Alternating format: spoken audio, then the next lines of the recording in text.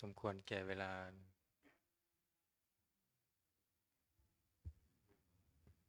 นิมนต์พระภิกษุสงฆ์ภิกษุณีสามเณรเจริญพรแม่ชีโอคีคุกเข่ากราบพระพร้อมกัน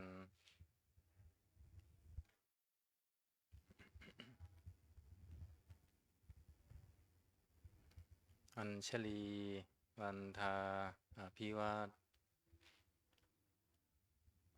อัญชลีวันทาอภิวาทอัญชลีวันทาอภิวาทอัญชลีวันทาอัญชลีขอโอกาสขออนุญาตครูบาอาจารย์พระมหาเถระพระเถระนุเถระพระมัชฌิมาปนวกาในการเป็นต้นเสียงธรรมวัดเย็นเปิดหนังสือสวดมนต์แปลเล่มใหญ่หน้าหนึ่งโยโสภะคะวาอะระหังสัมมาสัมพุทโธพระผู้มีพระภาคเจ้านั้นพระองค์ใดเป็นพระอรหันต์ดับเพลิงกิเลสเพลิงทุกข์สิ้นเชิงตรัสรู้ชอบได้โดยพระองค์เองสวากขาโตเยนะภะคะวะตาธัมโมพระธรรมเป็นธรรมอันพระผู้มีพระภาคเจ้าพระองค์ใดตรัสไว้ดีแล้วสุปฏิปันโนยัสสะภะคะวะโตสาวกสังโฆพระสงฆ์สาวกของพระผู้มีพระภาคเจ้าพระองค์ใดปฏิบัติดีแล้ว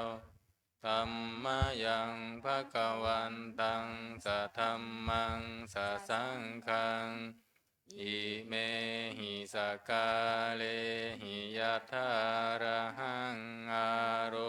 ปิเตหิอภิปุชยามาข้าพระเจ้าทั้งหลายขอบูชาอย่างยิ่งซึ่งพระผู้มีพระภาคเจ้าพระองค์นั้นพร้อมทั้งพระธรรมและพระสงฆ์ด้วยเครื่องสักการะทั้งหลายเหล่านี้อันยกขึ้นตามสมควรแล้วสาธุโนพันเตภะคะวาสุจิราปรินิพุตโตปิข้าแต่พระองค์ผู้เจริญพระผู้มีพระภาคเจ้าแม้ปรินิพพานนานแล้วทรงสร้างคุณอันสำเร็จประโยชน์ไว้แก่ข้าพระเจ้าทั้งหลายปัจฉิมาชนะตานุคัมปมานาสาทรงมีพระหฤทัยอนุเคราะห์แก่พวกข้าพระเจ้าอันเป็นชนรุ่นหลังอิเมสกาเลทุกขตาปันนาการะปุเตปฏิคันหาตุขอพระผู้มีพระภาคเจ้าจงรับเครื่องสักการะอันเป็นบรรณาการของคนยากทั้งหลายเหล่านี้อัมหากังทีคารตังหิตายะสุขายะเพื่อประโยชน์และความสุขแก่ข้าพระเจ้าทั้งหลายตลอดกาลละนานเทอญอะระหังสัมมาสัมพุทโธภคะวาพระผู้มีพระภาคเจ้าเป็นพระอรหันต์ดับเพลิงกิเลสเพลิงทุกข์สิ้นเชิงตรัสรู้ชอบได้โดยพระองค์เองพุทธังภคะวันตังอภิวาเทมิข้าพระเจ้าอภิวาทพระผู้มีพระภาคเจ้าผู้รู้ผู้ตื่นผู้เบิกบาน สวากขาโตภะคะวะตาธัมโมพระธรรมเป็นธรรมที่พระผู้มีพระภาคเจ้าตรัสไว้ดีแล้วธัมมังนามัสสามิข้าพระเจ้านามัสการพระธรรมสุปฏิปันโนภะคะวะโตสาวกสังโฆพระสงฆ์สาวกของพระผู้มีพระภาคเจ้าปฏิบัติดีแล้วสังฆังนามามิข้าพระเจ้านอบน้อมพระสงฆ์อันตมยังพุทธัสสะภะคะวะโตบุพพาคณมการังกโรมาเสนะโมตัสสะภะคะวะโตขอนอบน้อมแด่พระผู้มีพระภาคเจ้าพระองค์นั้นอะระหะโตซึ่งเป็นผู้ไกลจากกิเลสสัมมาสัมพุทธัสสะตรัสรู้ชอบได้โดยพระองค์เองนะโมตัสสะภะคะวะโตขอนอบน้อมแด่พระผู้มีพระภาคเจ้าพระองค์นั้นอะระหะโตซึ่งเป็นผู้ไกลจากกิเลสสัมมาสัมพุทธัสสะตรัสรู้ชอบได้โดยพระองค์เองนะโมตัสสะภะคะวะโตขอนอบน้อมแด่พระผู้มีพระภาคเจ้าพระองค์นั้นอะระหะโตซึ่งเป็นผู้ไกลจากกิเลสสัมมาสัมพุทธัสสะตรัสรู้ชอบได้โดยพระองค์เองเปิดหนังสือที่หน้า19ธรรมเจนอันตมยังพุทธานุสตินายังกโรมาเสตังโคปนาภะคะวันตังเอวังกัลลยาโนกินติสัพโทปุคโตก็กิตติศัพท์อันงามของพระผู้มีพระภาคเจ้านั้นได้ฟุ้งไปแล้วอย่างนี้ว่าอิติปิโสภะคะวาเพราะเหตุอย่างนี้พระผู้มีพระภาคเจ้านั้นอรหังเป็นผู้ไกลจากกิเลสสัมมาสัมพุทโธเป็นผู้ตรัสรู้ชอบได้โดยพระองค์เองวิชาจารณะสัมปันโนเป็นผู้ถึงพร้อมด้วยวิชาและจารณะสุขโตเป็นผู้ไปแล้วด้วยดีโลกวิทูเป็นผู้รู้โลกอย่างแจ่มแจ้งอนุตตโรปุริสธรรมสารถิเป็นผู้สามารถฝึกปุรุษที่สมควรฝึกได้อย่างไม่มีใครยิ่งกว่าสัทธาเทวมนุษย์สานังเป็นครูผู้สอนของเทวดาและมนุษย์ทั้งหลายพุทโธเป็นผู้รู้ผู้ตื่นผู้เบิกบานด้วยธรรมภควาติเป็นผู้มีความจำเริญจำแนกธรรมสั่งสอนสัตว์ดังนี้อันตมยังพุทธาภิกขิติงกโรมาเสพุทธวาระหันตวรตาภิกขุนาภิยุตโตพระพุทธเจ้าประกอบด้วยคุณมีความประเสริฐ แห่งอรหันตคุณเป็นต้นสุนทาพิยานกรุณาหิสมาคตโตพระองค์อันประกอบด้วยพระญาณและพระกรุณาอันบริสุทธิ์โอเทสิโยสุชนะตังอมรังวสุโร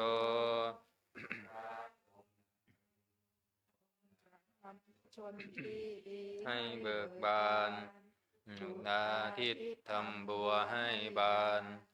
วันธามหังดามารนังศิรสาชิเนนทังข้าพระเจ้าไหว้พระชินสีผู้ไม่มีกิเลสพระองค์นั้นด้วยเสียงกล่าวพุทโธโยสัมปปานินังสารนังเขมามุตตมังพระพุทธเจ้าพระองค์ใดเป็นสารณะอันเกษมสูงสุดของสัตว์ทั้งหลายปัทธมานุสติทานังวันตามิตังสิเรนะหังข้าพระเจ้าไหว้พระพุทธเจ้าพระองค์นั้นอันเป็นที่ตั้งแห่งความระลึกองค์ที่หนึ่งด้วยเสียงกล่าวพุทธัสสะหัสสมิทาโสวะพุทโธเมสามิกิสโรองค์พระพุทธเจ้าพระพุทธเจ้าเป็นนายมีอิสระเหนือข้าพระเจ้าพุทโธทุกขัสสะกาตาจะวิทาตาจะหิตัสสะเมพระพุทธเจ้าเป็นเครื่องกำจัดทุกข์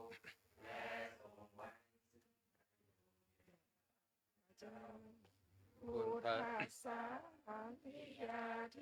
มิสรีรังชีวิตันติทาข้าพระเจ้ามอบกายถวายชีวิตนี้แด่พระพุทธเจ้าวันทันโตหังจริสามิพุทธเสวะสุโพธิตังข้าพระเจ้าผู้ไหว้อยู่จากประพฤติตามซึ่งความตรัสรู้ดีของพระพุทธเจ้านาติเมสารนังอัญญังพุทโธเมสารนังวรัง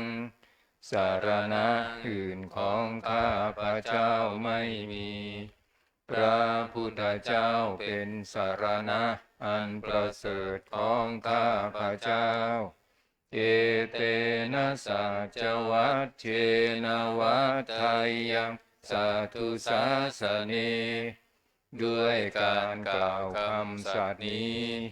ข้าพระเจ้าพึงเจริญในพระศาสนาของพระศาสดาพุทธังเมวันธมาเนนยังปุญญังปัสสุตังอิทาข้าพระเจ้าผู้ไหว้อยู่ซึ่งพระพุทธเจ้าได้ขวนขวายบุญใดในบัดนี้สัพเพปิอันตรายาเมมเหสุงตัสสะเตชะสาอันตรายทั้งปวงอย่าได้มีแก่ข้าพระเจ้าด้วยเดชแห่งบุญนั้นเยนะวาจายวเจตสาวาด้วยกายก็ดีด้วยวาจาก็ดีด้วยใจก็ดี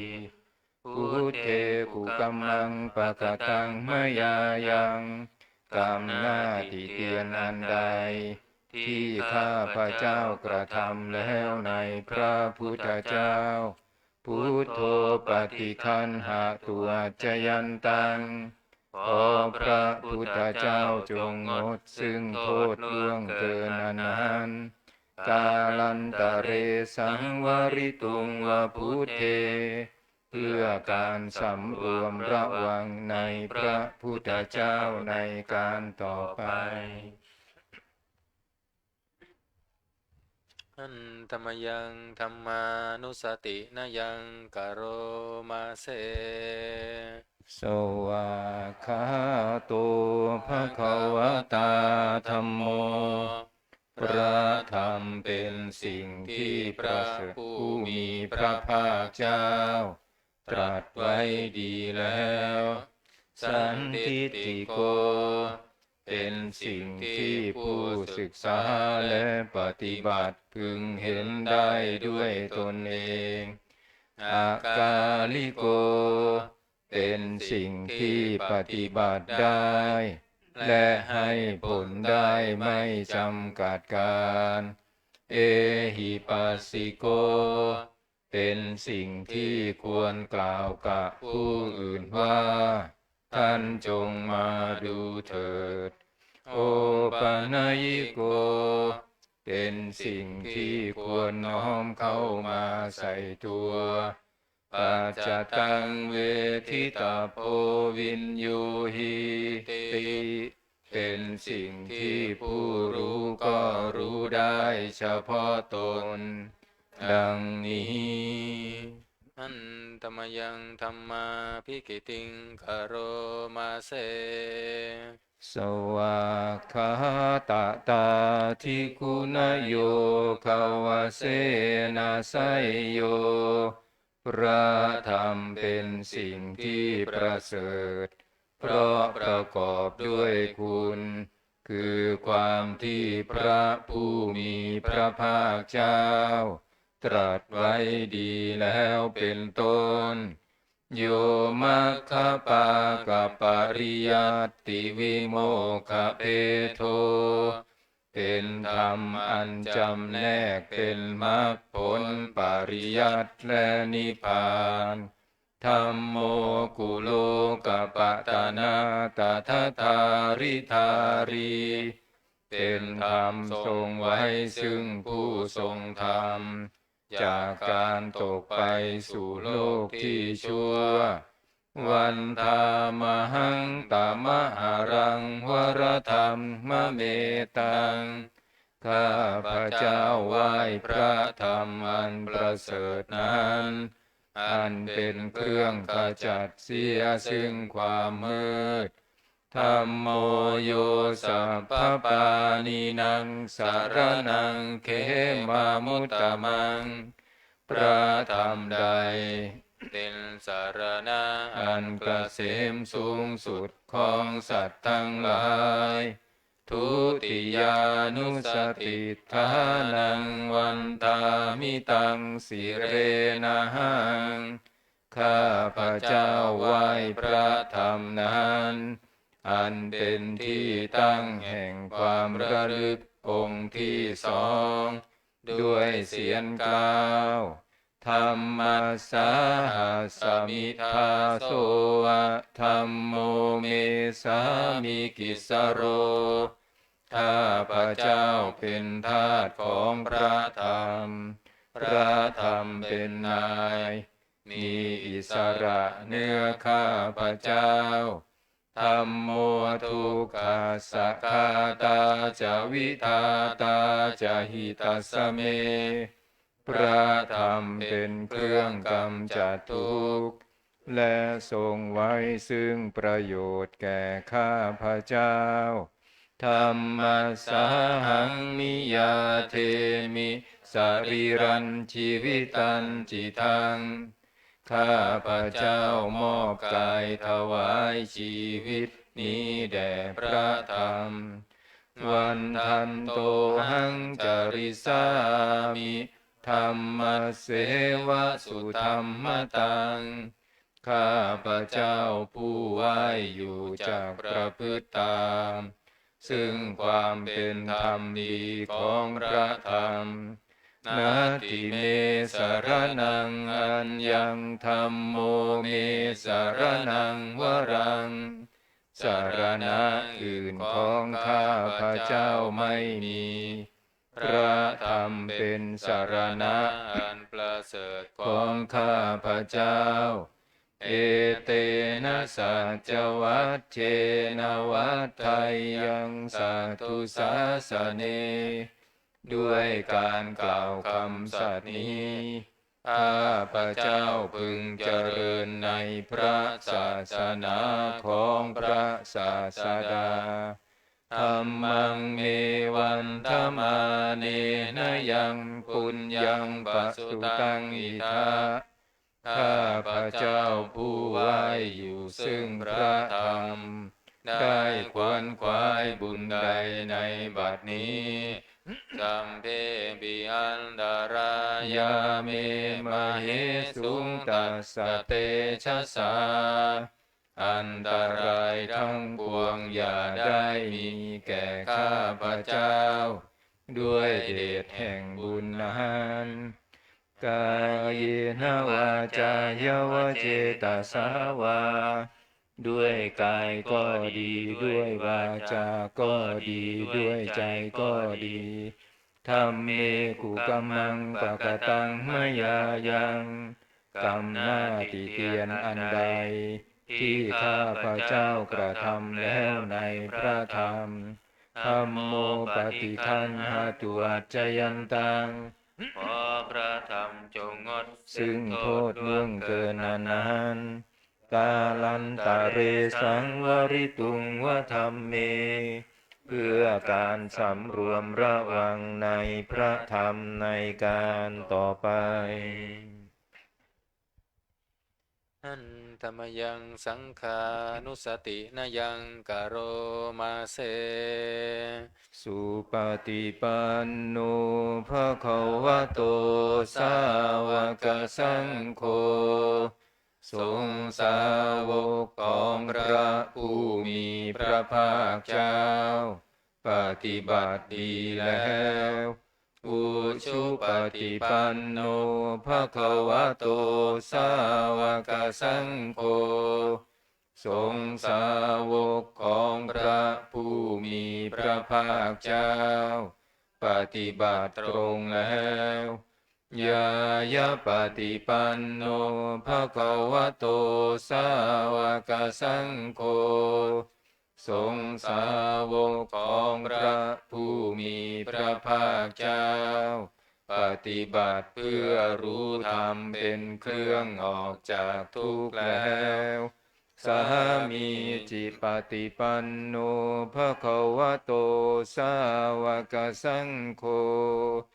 สงฆ์สาวกของพระผู้มีพระภาคเจ้าปฏิบัติสมควรแล้วยะทิทางได้แก่บุคคลเหล่านี้คือจัตตาริปุริสยุคานิอัตถปุริสปุคลาคู่แห่งบุรุษสี่คู่นับเรียงตัวบุรุษได้8บุรุษเอสะภะคะวะโตสาวกสังโฆนั่นแหละสงฆ์สาวกของพระผู้มีพระภาคเจ้าอาหุนายโยเป็นสงฆ์ควรแก่สักการะที่เขานำมาบูชาปาหุนายโยเป็นสงฆ์ควรแก่สักการะที่เขาจัดไว้ต้อนรับทักขินายโยเป็นผู้ควรรับทักษิณาทานอัญชลีกรณีโยเป็นผู้ที่บุคคลทั่วไปควรทำอัญชลีอนุตตรังปุญญเขตังโลกัสสติเป็นเนื้อนาบุญของโลกไม่มีนาบุญอื่นยิ่งกว่าดังนี้อันธรรมยังสังฆาภิกิติงกโรมาเสสัทธัมมโชสุปฏิปัตติคุณาทิยุตโตพระสงฆ์ที่เกิดโดยพระสัทธรรมประกอบด้วยคุณมีความปฏิบัติดีเป็นต้นโยธาภิโทอริยปุคคลสังฆเสโท เป็นหมู่แห่งพระอริยบุคคลอันประเสริฐ8 จำพวกศีลาทิธรรมปวาราสยกายจิตโตมีกายและจิตอันอาศัยธรรมมีศีลเป็นต้นอันบวรวันธามหังตามริยานคนังสุสุทังข้าพระเจ้าไหว้หมู่แห่งพระอริยเจ้าเหล่านั้นอันบริสุทธิ์ด้วยดีสังโฆโยสัพพปานินังสารนังเขมามุตตมังพระสงฆ์หมู่ใดเป็นสารณะอันเกษมสูงสุดของสัตว์ทั้งหลายตติยานุสติทานังวันทามิตังสิเรนะหังข้าพระเจ้าไหว้พระสงฆ์หมู่นั้นอันเป็นที่ตั้งแห่งความระลึกองค์ที่3ด้วยเสียง9สังฆาสาหัสมิทาโสสังโฆเมสามิกิสโรข้าพระเจ้าเป็นทาสของพระสงฆ์พระสงฆ์เป็นนายมีอิสระเนื้อข้าพระเจ้าสังโฆทุกขัสสะคาตาจะวิคาตาจะหิตัสสะเมพระสงฆ์เป็นเครื่องกำจัดทุกข์และทรงไว้ซึ่งประโยชน์แก่ข้าพระเจ้าสังฆาสาหังนิยาเทมิสรีรันชีวิตันจิทังข้าพระเจ้ามอบกายถวายชีวิตนี้แด่พระสงฆ์วันทันโตหังจริสามิสังฆาโสปฏิปันนตังข้าพระเจ้าผู้ไหวอยู่จากประพฤติตามถึงความปฏิบัติดีของพระสงฆ์นาทิเมสารนังอันยังสังโฆเมสารนังวรังสารณะอื่นของข้าพระเจ้าไม่มีพระสงฆ์เป็นสารณะอันประเสริฐของข้าพระเจ้าเอเตนะสัจวัชเชนะวัฏไทยังสัตตุสาสเนด้วยการกล่าวคำสัตย์นี้ข้าพระเจ้าพึงเจริญในพระศาสนาของพระศาสดาสังฆังเมวันธมาเนนะยังปุญญังปัสสุตังอิทาข้าพระเจ้าผู้ไหวอยู่ซึ่งพระสงฆ์ได้ขวนขวายบุญใดในบัดนี้สัพเพปิอันตรายาเมมเหสุงตัสสะเตชะสาอันตรายทั้งปวงอย่าได้มีแก่ข้าพระเจ้าด้วยเดชแห่งบุญนั้นเยนะวาจายวเจตสาวาด้วยกายก็ดีด้วยวาจาก็ดีด้วยใจก็ดีสังเคกุกัมมังปะกะตังมยายังกรรมหน้าที่เพียรนั้นใดที่ข้าพระเจ้ากระทำแล้วในพระสงฆ์สังโฆปฏิคันหาตัวจยันตังขอพระสงฆ์จงงดซึ่งโทษล่วงเกินนั้นกาลันตะเรสังวริตุงวสังเคเพื่อการสำรวมระวังในพระสงฆ์ในการต่อไปเปิดหนังสือที่หน้า38อันธรรมยังโอวาทปาติโมกขคาทายโยพนามาเสสัพพะปาปัสสะอาการนัง การไม่ทำบาปทั้งปวงกุศลสุปสัมปทาการทำกุศลให้ถึงพร้อมสาจิตตปริโยทปนังการชำระจิตของตนให้ขาวรอบเอตังพุทธานาสาสนังทำ3 อย่างนี้เป็นคำสั่งสอนของพระพุทธเจ้าทั้งหลายขันติปรมังตโปติติฆาขันติคือความอดกลั้นเป็นธรรมเครื่องเผากิเลสอย่างยิ่งนิพพานังปรมังวทันติพุทธาผู้รู้ทั้งหลายกล่าวพระนิพพานว่าเป็นธรรมอันยิ่งนาหิปัพพชิโตปรูปคาติผู้กำจัดสัตว์อื่นอยู่ไม่ชื่อว่าเป็นบรรพชิตเลยสมโนโหติปรังวิเหทยันโตผู้ทำสัตว์อื่นให้ลำบากอยู่ไม่ชื่อว่าเป็นสมณะเลยอนุปวาโท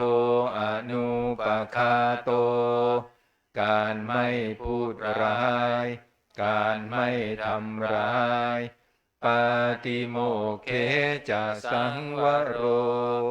การสำรวมในปาติโมกข์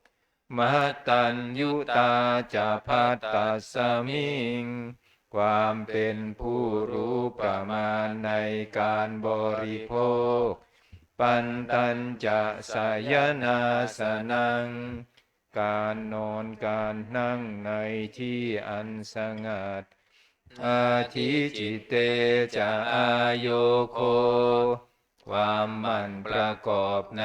การทำจิตให้ยิ่งเอตังพุทธานาสาสนัง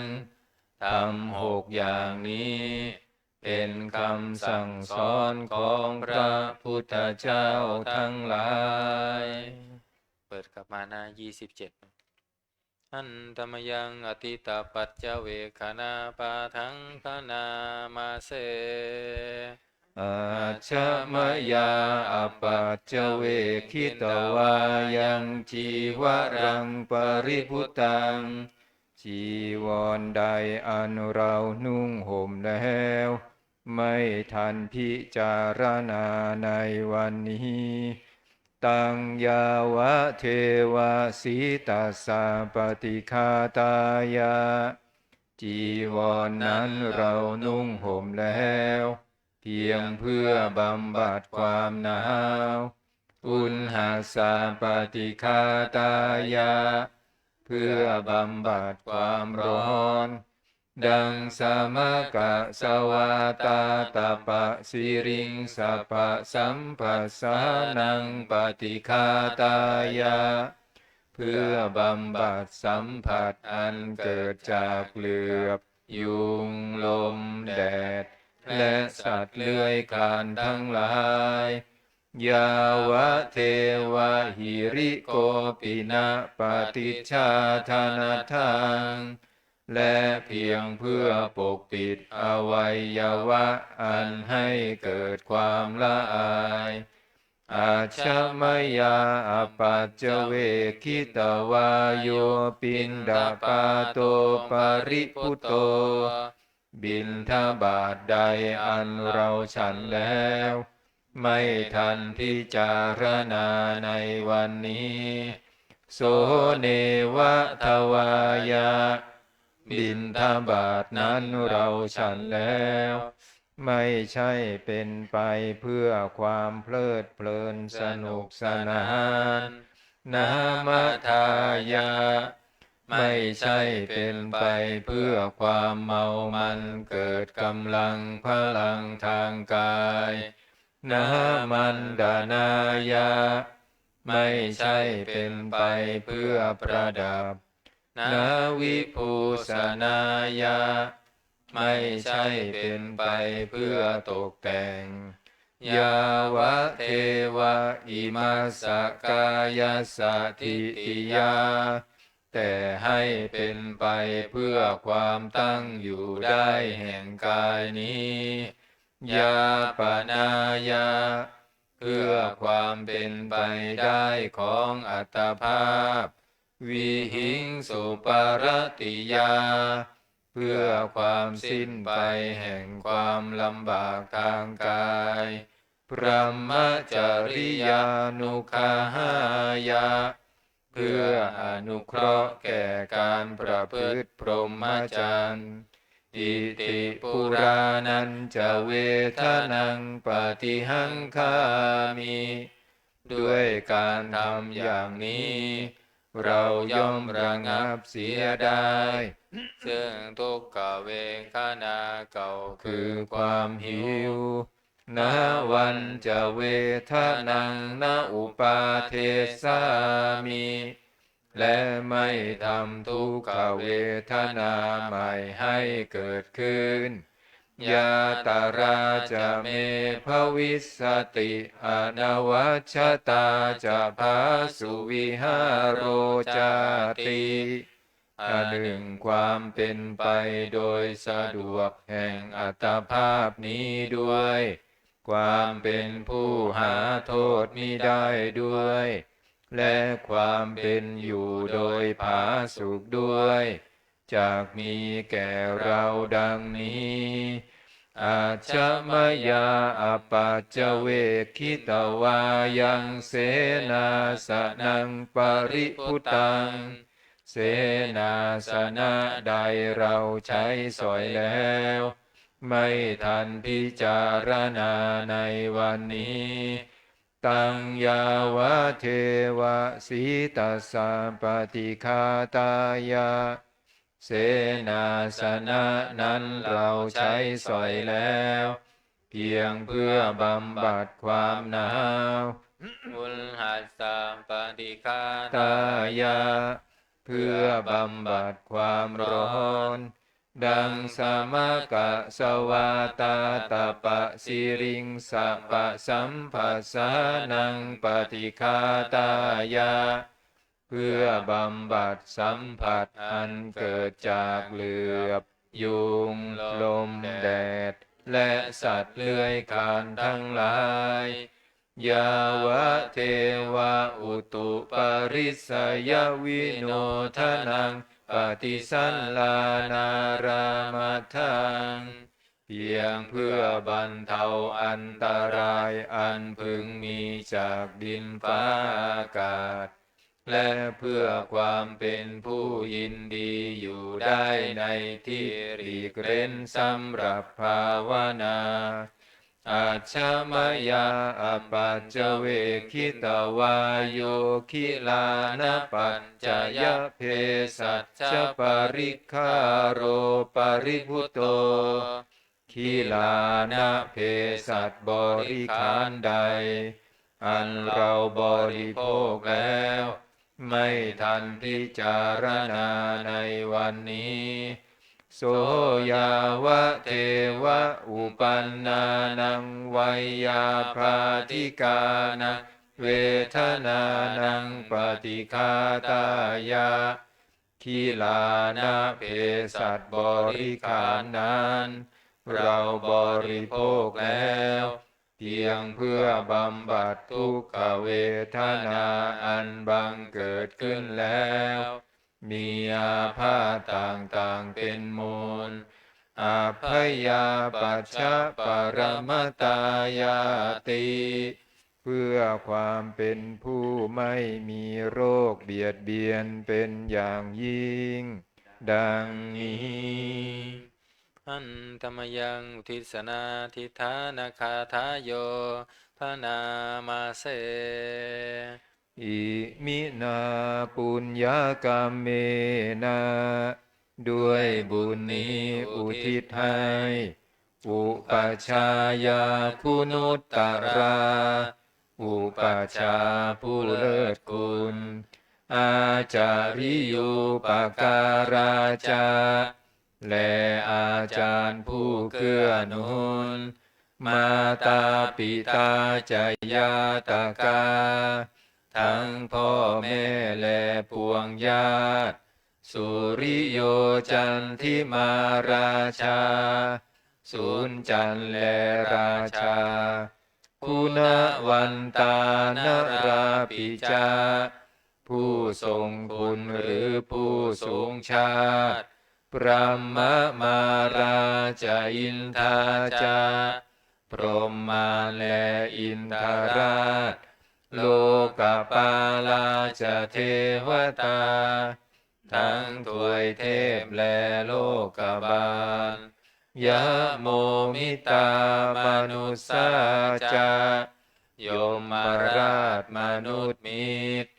มัชฌตาเวริกาปิจาผู้เป็นกลางผู้จ้องผานสัพเพสัตตาสุขีโหนตุขอให้เป็นสุขสันต์ทุกทั่วหน้าอย่าทุกข์ทนปุญญานิปกตานิเมบุญพ้องที่ข้าทำจงช่วยอำนวยสุภาผลสุขังจติวิทังเทนตุให้สูงสามอย่างล้นทิปังปาเปทะโวมะตังให้รู้ถึงนิพพานพลันอิมินาปุญญกรรมเมนะด้วยบุญนี้ที่เราทำอิมินาอุทิเสนาจาและอุทิศให้ปวงสัตว์ขิปาหังสุรเพเจวาเราพลันได้ซึ่งการตัดตัณหุปาทานาเฉทนังตัวตัณหาอุปาทานเยสันตาเนหินาธัมมาสิ่งชั่วในดวงใจยาวานิพานโตมะมังกว่าเราจะถึงนิพพานนาสันตุสัพพทาเยวามาลายสิ้นจากสันดานยัตถะชาโตภเวภเวทุกภพที่เราเกิดอุชุจิตังสติปัญญามีจิตตรงและสติทั้งปัญญาอันประเสริฐสันเลโควิริยัมหินาพร้อมทั้งความเพียรเลิศเป็นเครื่องขูดกิเลสหายมาราระพันตุโนกาสังโอกาสอย่าพึงมีแก่หมู่มารสิ้นทั้งหลายกาตุนจะวิริเยสุเมเป็นช่องประทุษร้ายทำลายล้างความเพียรจม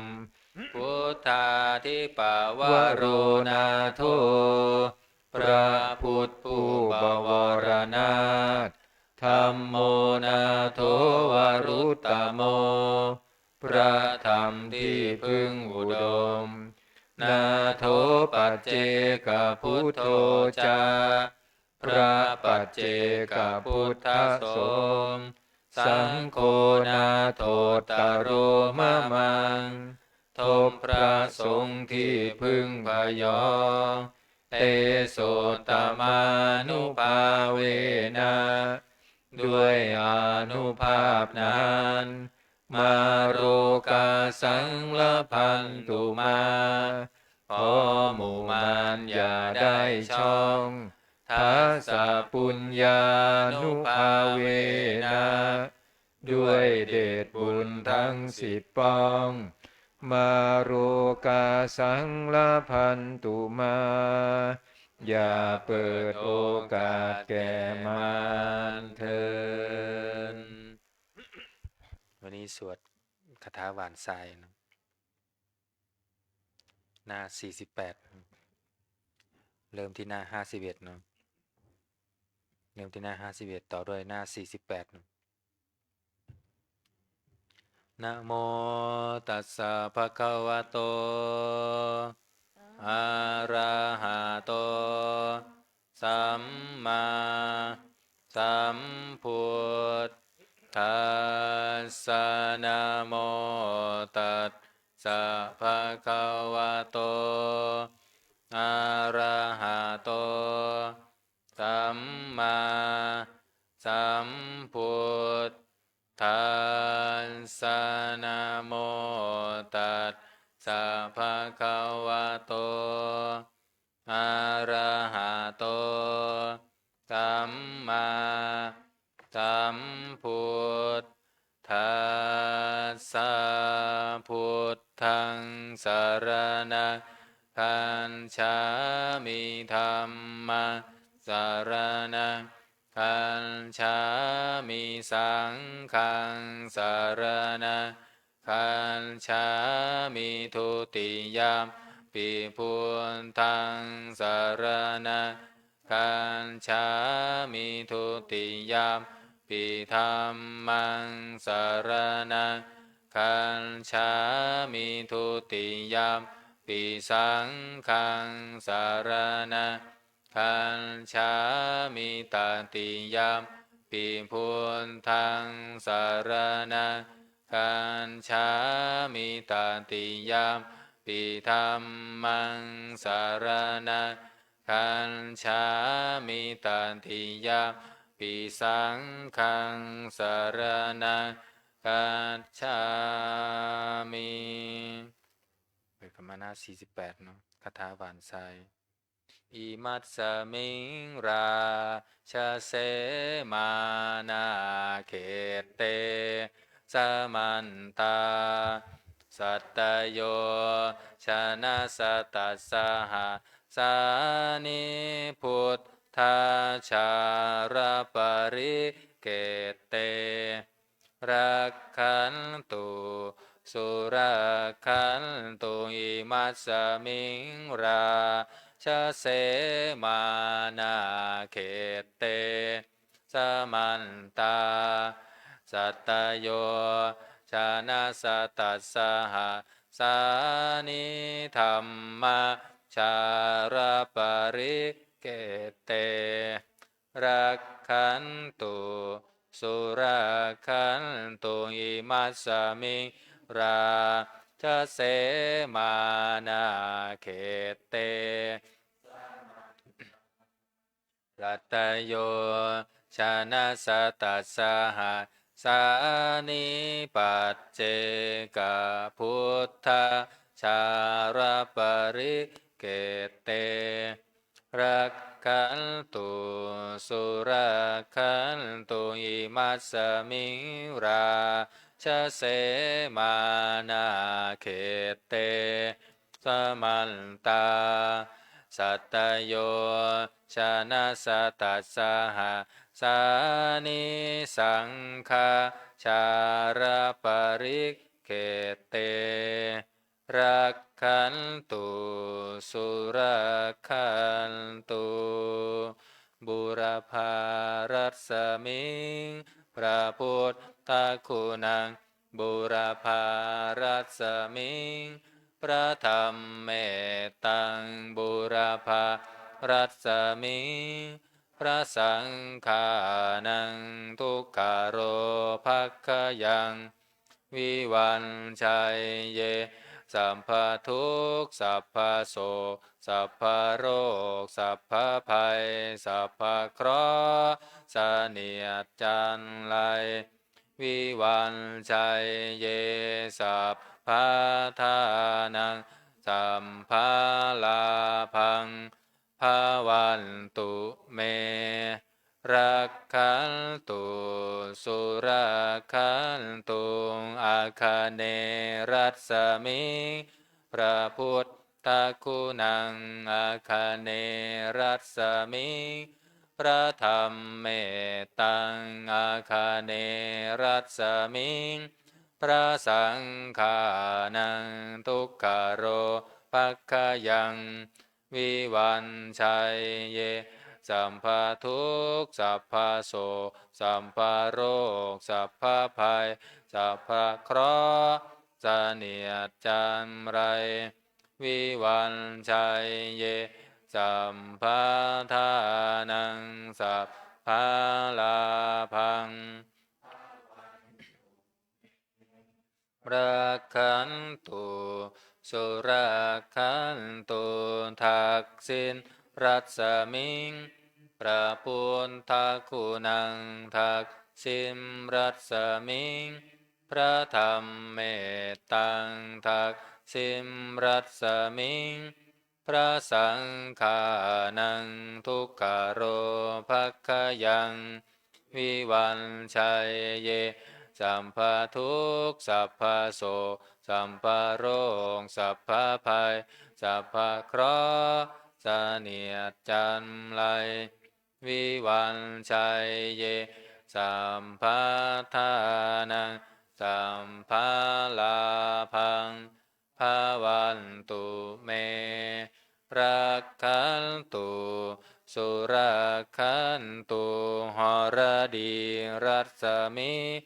พระพุทธคุณังหรดีรัศมิงพระธรรมเมตตังหรดีรัศมิง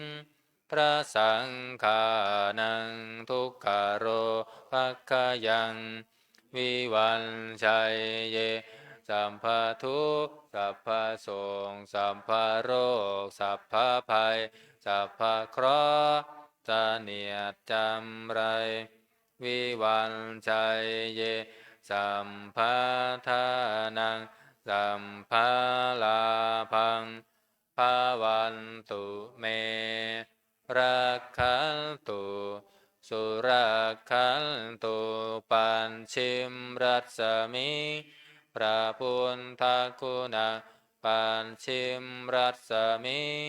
พระธรรมเมตตังปัจฉิมรัศมิงพระสังฆานังทุกขโรภัคคยังวิวันชัยเยสัมปทุกข์สัพพโสสัมปโรคสัพพภัยสัพพเคราะห์เสนียดจำไร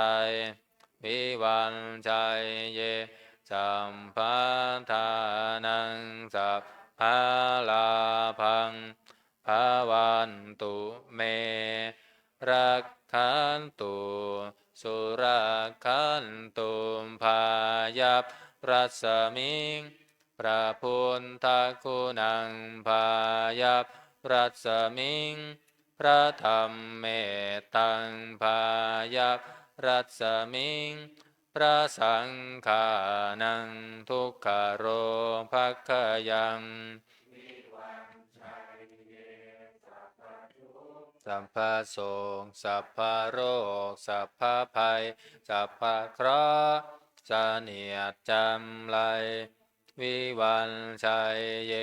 สัมภทานังสัพพะลาภังภาวันตุเมรักขันตุสุรักขันตุอุดรรัศมิพระพุทธคุณังอุดรรัศมิงพระธรรมเมตตังอุดรรัศมิงพระสังฆานังทุกขโรภัคคยังวิวันชัยเยสัมภทุกข์สัพพโสกสัพพโรคสัพพภัยสัพพเคราะห์เสนียดจันไร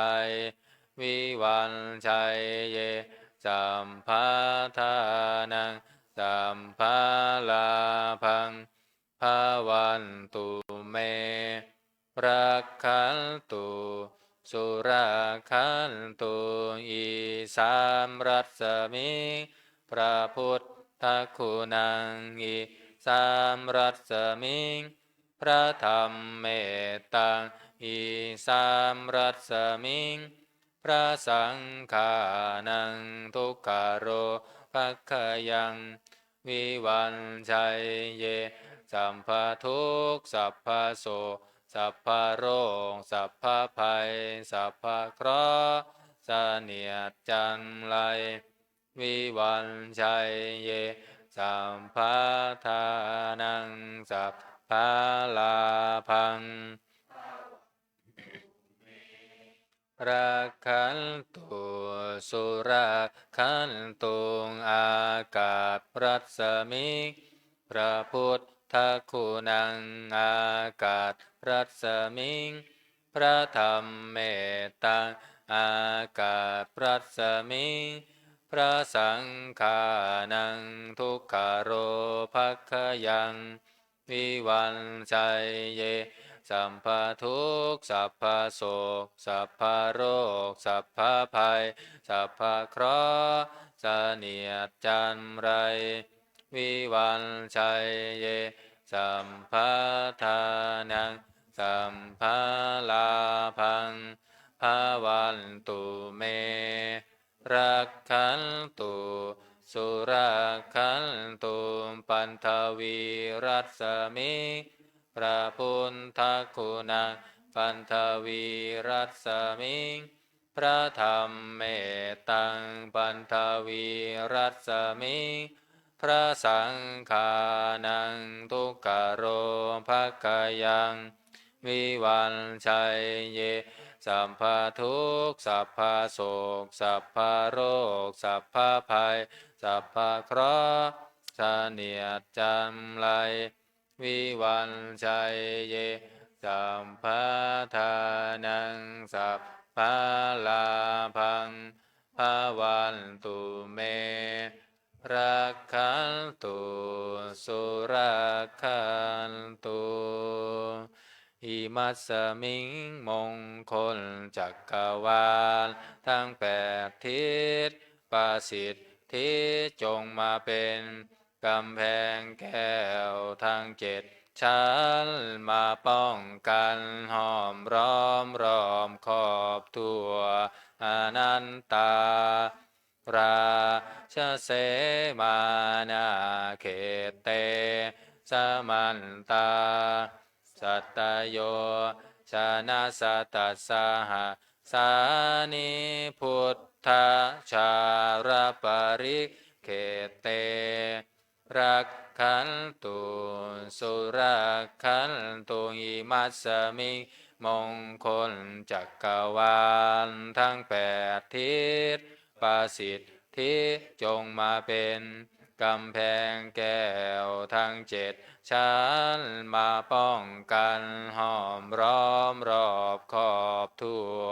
อนันตาราชเสมานาเขตเตสมันตาสัตตโยชนะสัตตสหสานิธรรมชารปริเขตเตสุรักขันตุอิมัสสมิงมงคลจักรวาลทั้ง8ทิศประสิทธิจงมาเป็นกำแพงแก้วทั้ง7ชั้นมาป้องกันห้อมล้อมรอบขอบทั่วอนัตตาราชเสมานาเขตเตสมันตาสัตตโยชนะสัตตสหสานิปัจเจกพุทธชารปริเขตเตรักขันตุสุรักขันตุอิมัสสมิมงคลจักรวาลทั้ง8ทิศประสิทธิจงมาเป็นกำแพงแก้วทั้ง7ชั้นมาป้องกันห้อมล้อมรอบขอบทั่วอนัตตาราชเสมานาเขตเตสมันตาสัตตโยชนะสัตตสหสานิสังฆชารปริเขตเตรักขันตุสุรักขันตุภวันตุสัพพมังคารังลักขันตุสัพพ พระเทวตาสัพพะพุทธานุภาเวนัสสัทธาโสทิ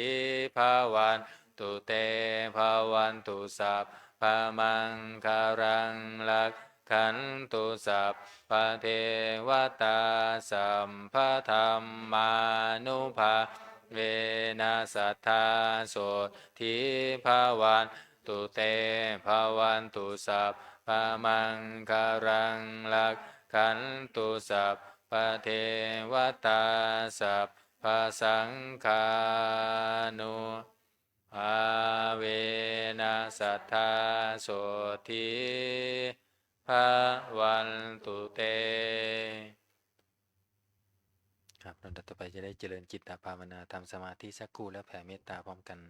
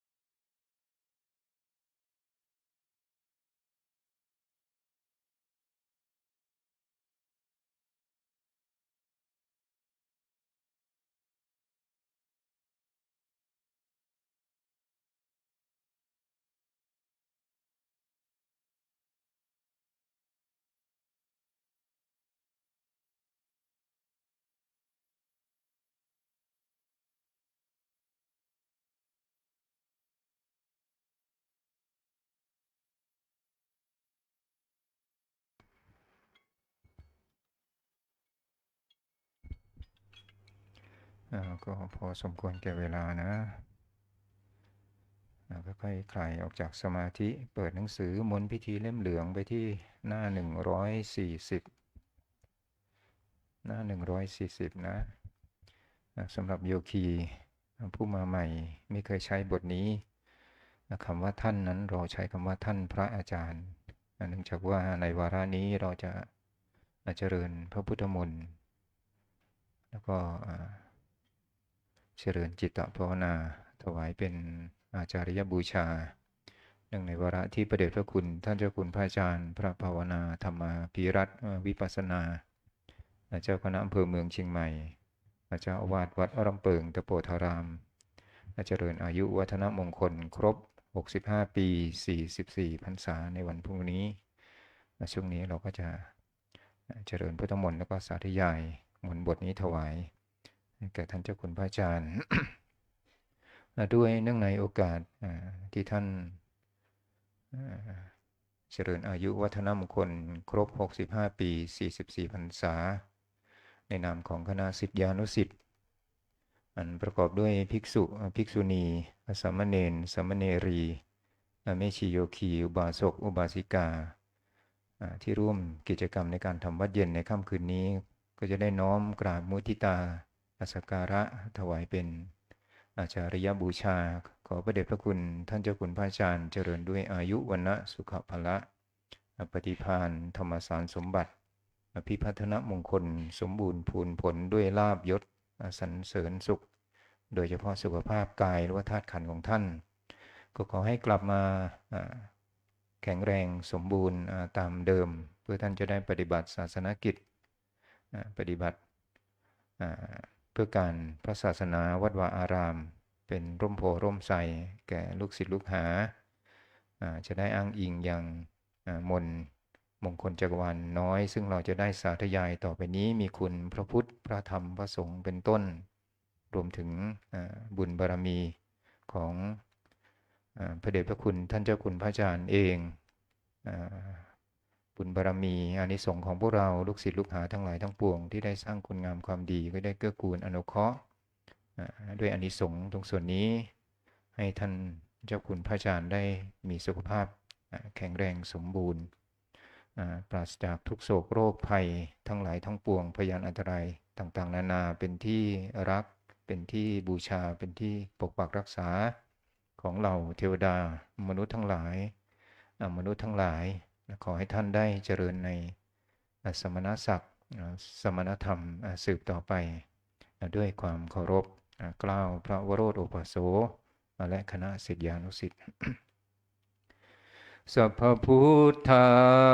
นุภาเวนะด้วยอานุภาพแห่งพระพุทธเจ้า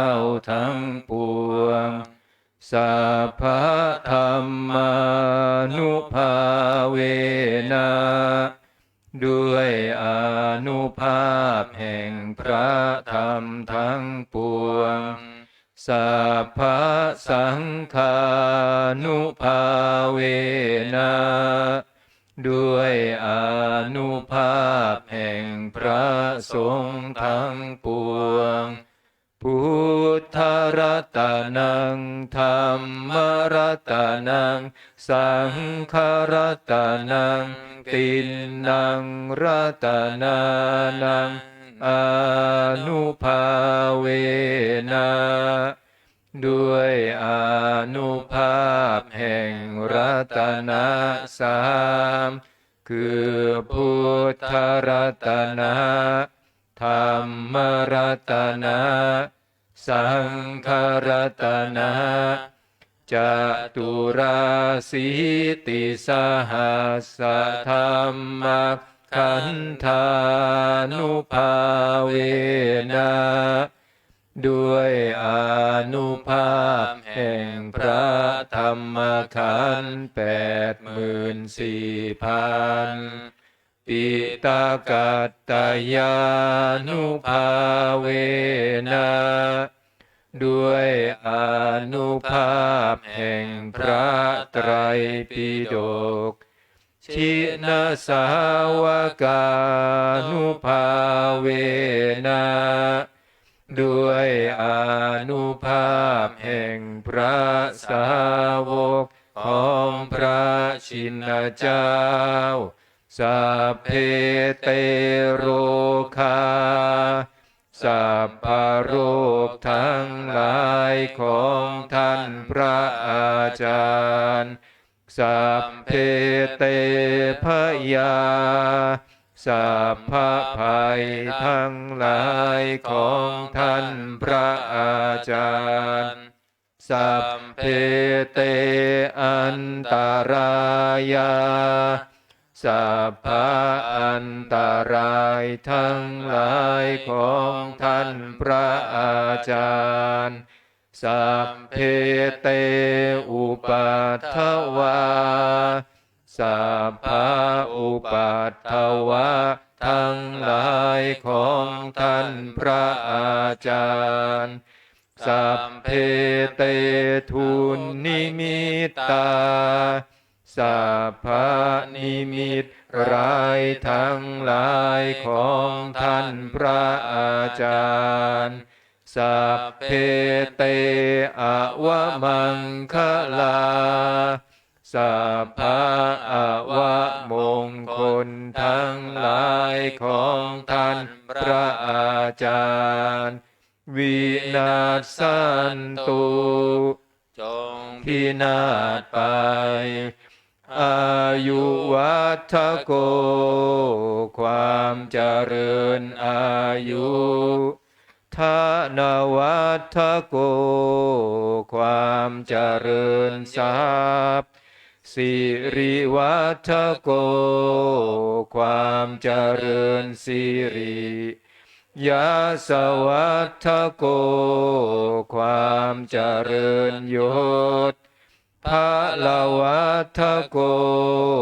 ความเจริญกำลังวันนวัฏโกความเจริญวันนะสุขวัฏโกความเจริญสุขโหตุสัพพทาจงมีแก่ท่านพระอาจารย์ในการทั้งปวงทุกขโรคพยาเวราทุกโรคภัยและเวรทั้งหลายโสกาสัตตุจุปัฏฐวาความโศกศัตรูและอุปัฏฐวะทั้งหลา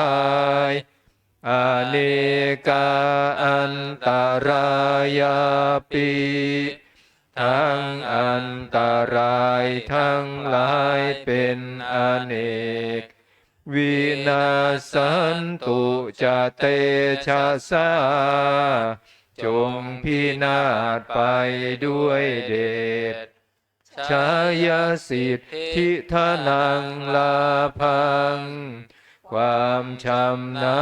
ความสำเร็จทรัพย์ลาภโสธิภาคยังสุขังพลังความสวัสดีความมีโชคความสุขกำลัง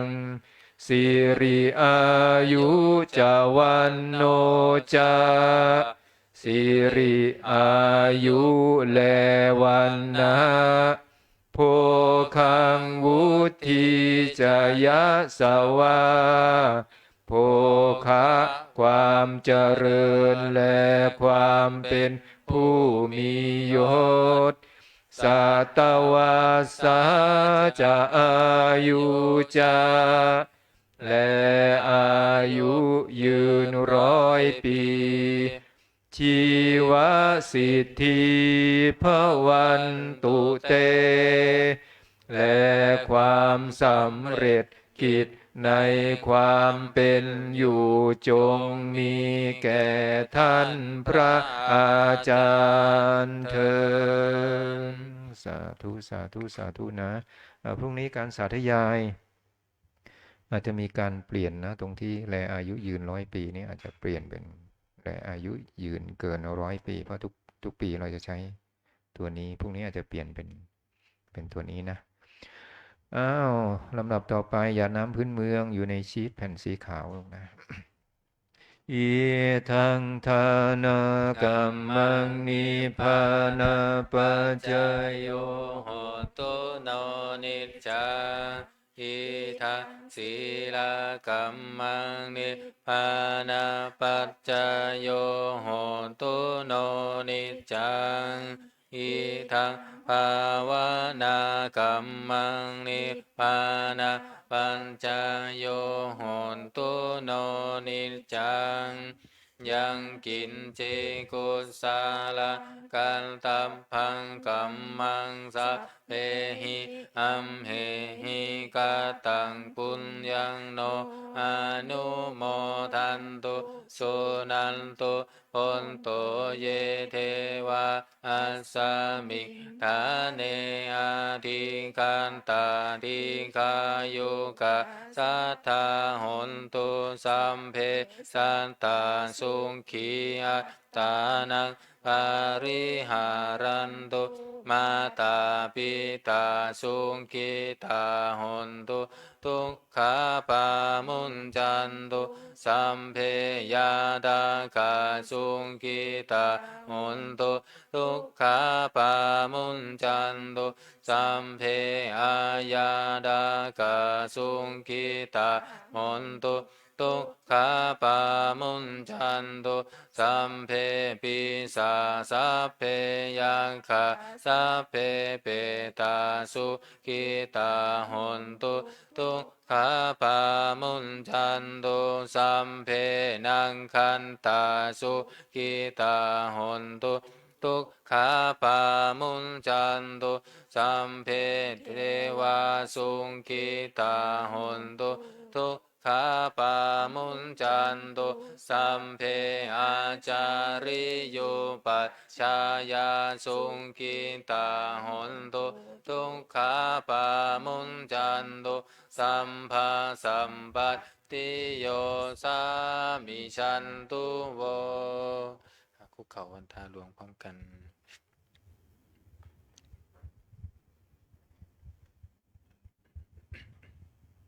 วันทามิพุทธังสัพพะเมวะโตสังฆามัฏฐะเมวันเตวันทามิธัมมังสัพพะเมวะโตสังฆามัฏฐะเมวันเตวันทามิสังฆังสัพพะเมวะโตสังฆามัฏฐะเมวันเตวันทามิคารุงอุปปัญชาอาจาริเยสัพพะเมวะโทสังฆามะทะเมพันเตวันทามิกัมมัฏฐานังสัพพะเมวะโทสังฆามะทะเมพันเตวันทามิอาราเมพัทธาสีมังสัพพะเมวะโทสังฆามะทะเมพันเตวันทามิเจติยังสัพพังสัพพัทธานิสุปฏิทิตาสารีราธาตุมหาโพธิพุทธรูปังสกาลังสถานาคาโลเกเทวะโลเกพรหมโลเกชัมพูทิเปลังกาสารีราธาตุโยเกสาธาตุโยอะระหันตาธาตุโยเจติยังคันทะกุติงจตุราติสหัสเสธัมมขันเทสัพเพสังปาทะเจติยังอหังวันทามิสัพพะโสวันทาอัญชลีวันทาอภิวาทอัญชลีวันทาอภิวาทอัญชลีวันทาอัญชลีก้มหมอบวันทาน้อยพร้อมกัน สาธุวันทามิพันเตสัพพังอปาราตกามัตถาเมพันเตมะ มยากาตังปุญญังสามินาอนุโมทิตพังสามินากาตังปุญญังไมหังทา อาตาพังสาธุ สา สาธุอนุโมทามิ